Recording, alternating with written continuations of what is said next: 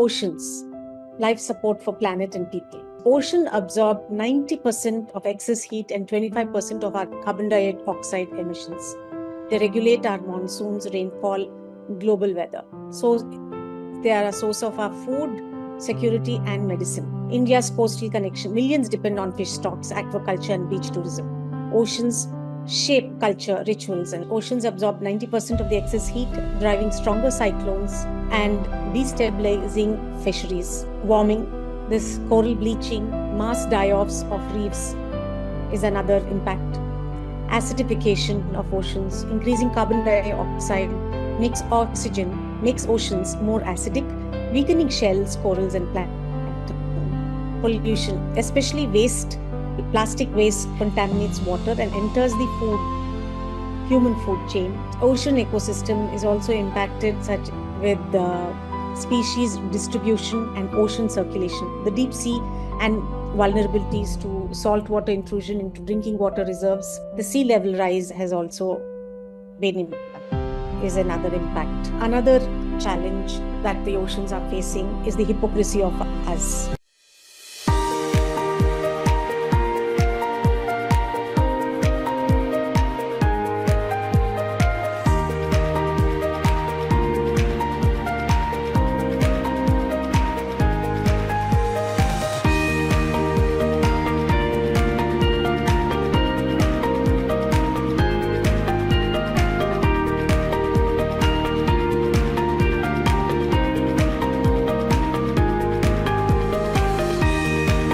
Oceans.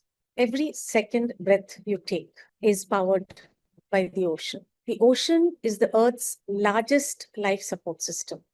70% of our planet is covered with water.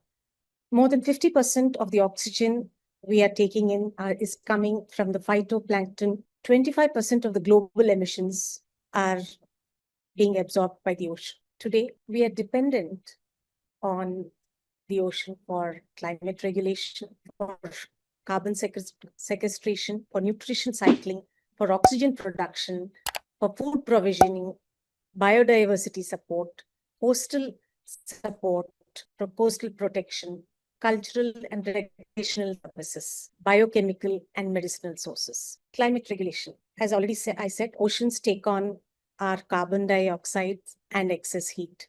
It regulates global temperature, weather and rainfall pattern. Carbon sequestration, storing carbon in many marine organizations, sediments and deep waters. Carbon sequestration is the process of capturing and storing atmospheric carbon dioxide primarily to mitigate climate change. Unlike other places, forests and all, where when carbon is taken, it's immediately released in the ocean waters. It is kept there for some more time, like in mangroves. The blue carbon ecosystem acts as a long-term carbon sinks. Blue carbon is carbon dioxide that is absorbed from the atmosphere and stored in coastal and marine ecosystems like mangrove and seagrass meadows. These blue carbon ecosystems are highly efficient at capturing and storing carbon, often more so per acre than terrestrial forests in both their biomass and the waterlogged soils, sediments beneath them. Mangroves, trees that grow, all of us have seen near Chennai, Bombay. So these are being quickly cut off for real estate purposes, and we need to protect them. Fisheries, billions of people, more than 3 billion people in the world are dependent on fisheries and aquaculture as a major source, including for protein. The habitat support for fishing and nurseries is also a part of the ocean. Biodiversity support, hosting immense biodiversity from microorganisms to whales. Oceans also maintain genetical resources valuable for medicines and biotechnology. Coral reefs, mangroves, and wetland buffers against storms, tsunamis, flooding, erosion. Cultural recreational services, spiritual, cultural, and recreational values tied to coastal communities. A lot of tourist livelihoods are dependent on these marine landscapes. Biochemical and medical resources. Marine organizations provide compounds used in antibiotics, cancer drugs, and other medicines. Nutrient cycling, nitrogen, phosphorus, The physical process is recycling of nitrogen, phosphorus, and other silica and other nutrients. This is nutrient recycling, supporting primary productivity. The ocean is Earth's greatest geochemical engine, constantly cycling vital nutrients such as nitrogen, phosphorus, iron, and silica. These processes like upwelling, decomposition, and microbial activities. These nutrients are made available to phytoplankton, tiny microscopic plants that form the foundation of the marine ecosystems. Phytoplankton performs half of the global photosynthesis, producing about 50% of the oxygen we breathe. They also form the basis of the food chain, sustaining everything from zooplankton to fish, marine mammals, and seabirds. When nutrient cycling is disrupted by overfishing, excess fertilizer runoff, or climate-driven changes in ocean currents, the ecosystem balance collapses. This can trigger dead zones, harmful algae blooms, and reduced fish stocks. Thus, protecting nutrient cycles is not only vital for marine diversity, but also for global food security, fisheries-based economies, and climate regulations. India's ocean connection. India's 7,500 kilometers coastline supports 4 million fishermen families.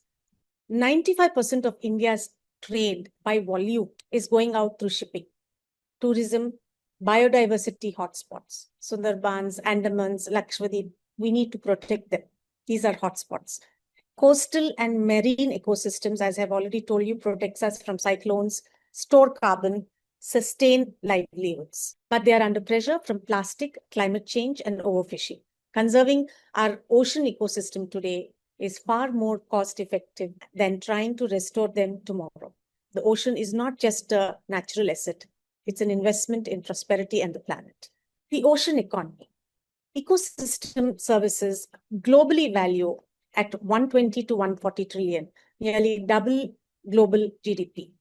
Oceans provide food security to 3 billion people on seafood as main protein. Climate regulations plus carbon sink, oxygen generator, jobs and trades plus shipping. 80 to 90% of all the global goods movement is going through the sea. Tourism and recreation, $390 billion is the annual tourism value.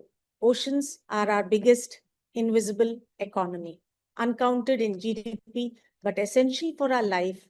When we protect oceans, we are protecting the world's largest economy, the natural economy. Economic loss from degradation.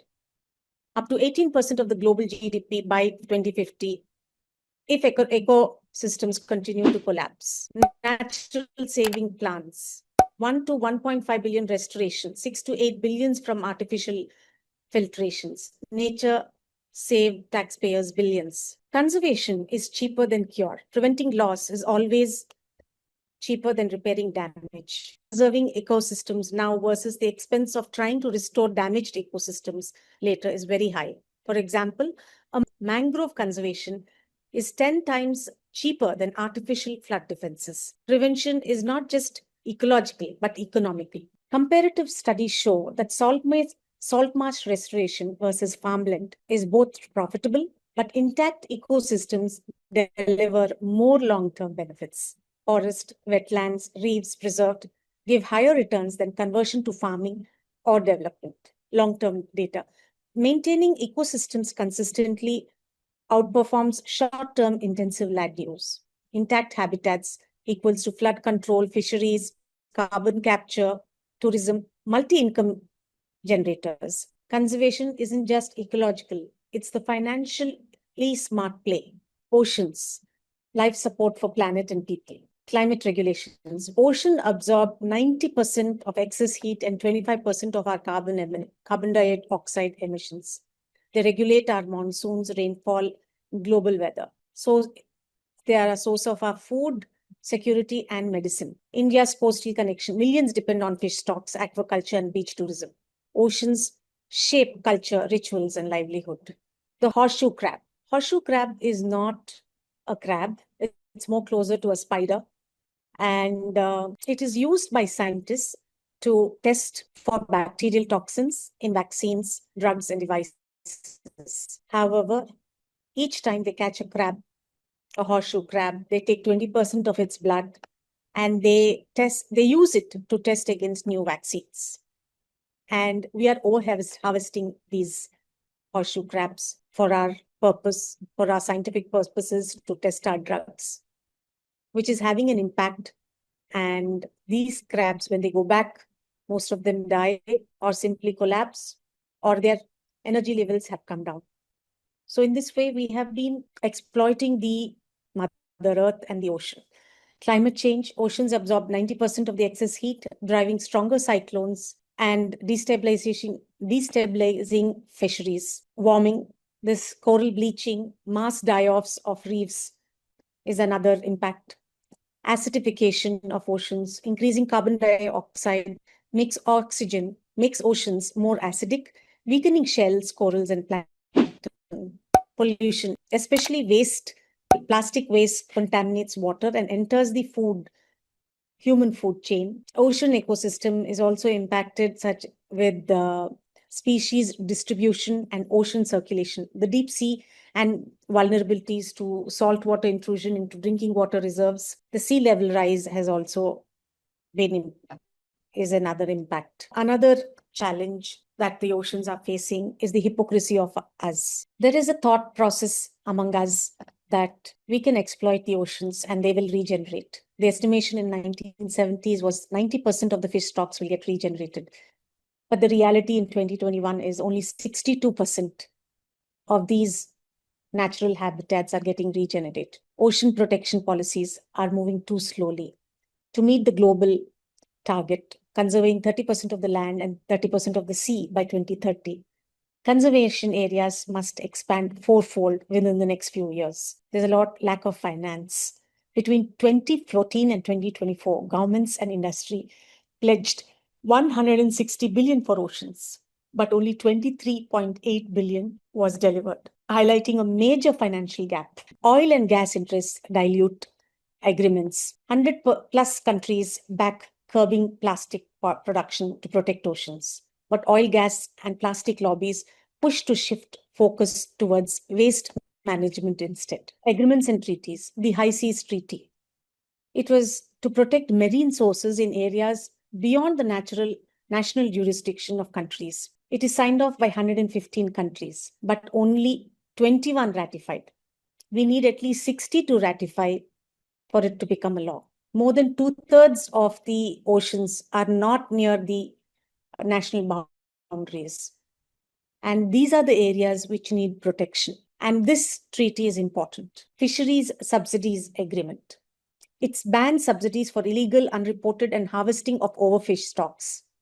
It's ratified by 97 World Trade Organization members, but we need 14 more to take effect. Plastics Treaty, which I have already mentioned. Not all countries are pro it. They would rather that we recycle the plastics, but in reality, how many plastics can actually be recycled? And ensuring all the voices are there in these forums, whether it is governments, whether it is scientists, whether it's NGOs, whether it is industries, whether it is indigenous people.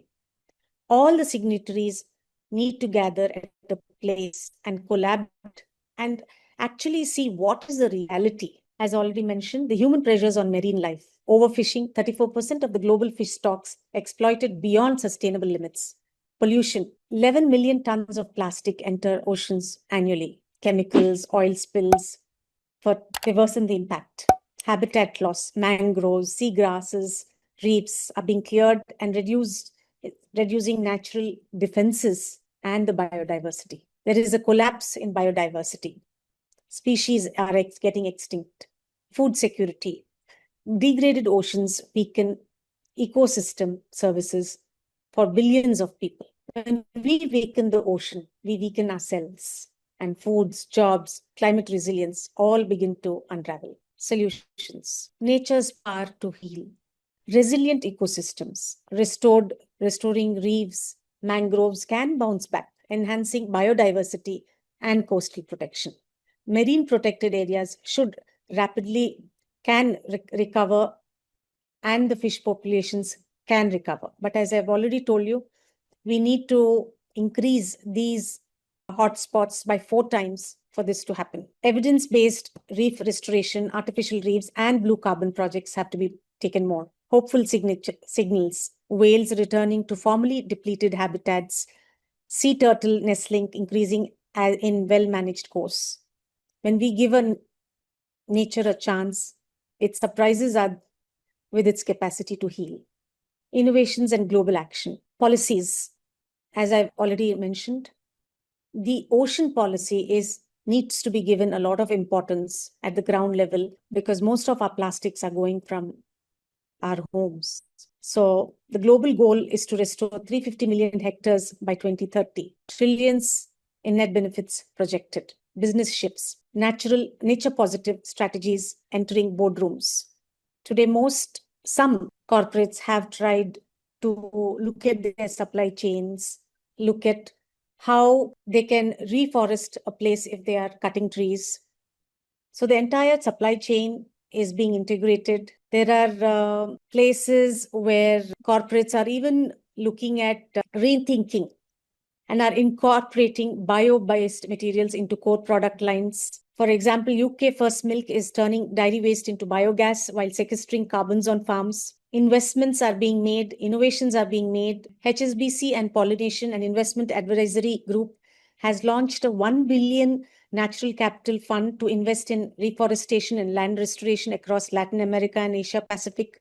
Mirova, a sustainable investing affiliate to 96 Investment Managers, is mobilizing a blended finance coalition to back its second generation fund supporting regenerative agriculture, agroforestry, and sustainable forestry in the global south. To sum it all up, cost-effective leverage. Oceans are the most powerful carbon sink, absorbing the heat and the carbon dioxide of our world.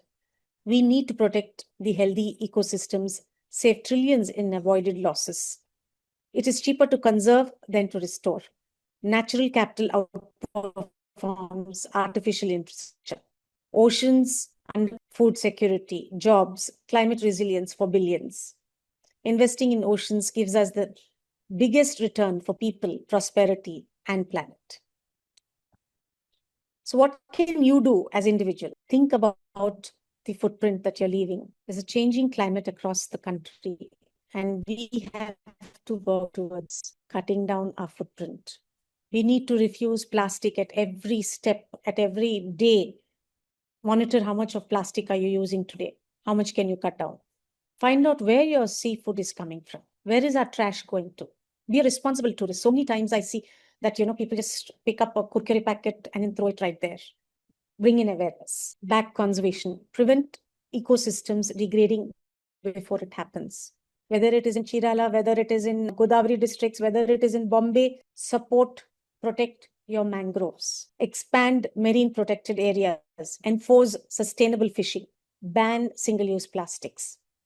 Fund smart restoration. Prioritize high-impact, cost-effective ecosystems. Restore seagrass, coral reefs, blue carbon, champions for climate and coastal defense.